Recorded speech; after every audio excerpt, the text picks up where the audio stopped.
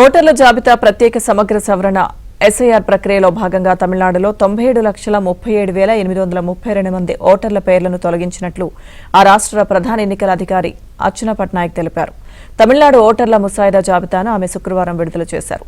తొలగింపుల అనంతరం రాష్ట్రంలో మొత్తం ఓటర్ల సంఖ్య 5,43,76,755కు చేరిందని చెప్పారు. వీరిలో పురుషులు 2.66 కోట్ల మంది కాగా మహిళా ఓటర్లు 2.77 కోట్ల మంది ఉన్నారని పేర్కొన్నారు.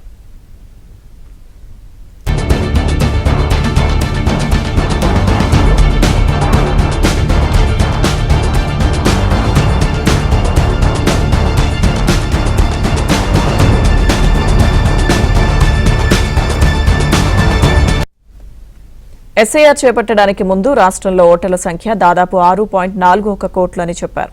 తాజాగా తొలగించిన వారిలో 26.94 లక్షల మంది మృతి చెందగా 66.44 లక్షల మంది ఓటర్లు శాశ్వతంగా వేరే చోటుకు మారడం లేదా వలస వెళ్లారని, మరో 3,39,278 మంది పేర్లు ఒకటి కంటే ఎక్కువ చోట్ల డూప్లికేట్ ఓట్లు నమోదయ్యాయని అర్చన వెల్లడించారు.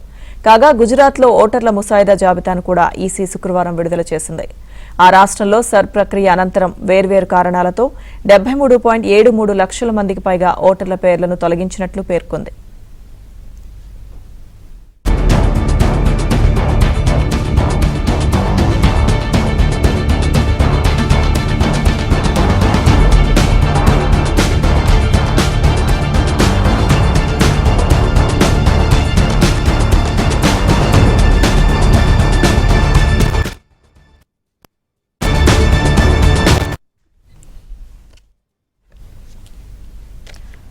మరోవైపు కేరళ, ఉత్తరప్రదేశ్ రాష్ట్రాల్లో చేపట్టిన ఎస్ఐఆర్ ఎన్యూమరేషన్ గడువును పొడిగించాలన్న డిమాండ్లను సానుభూతితో పరిగణించాలని కేంద్ర ఎన్నికల సంఘానికి సుప్రీంకోర్టు సూచించింది.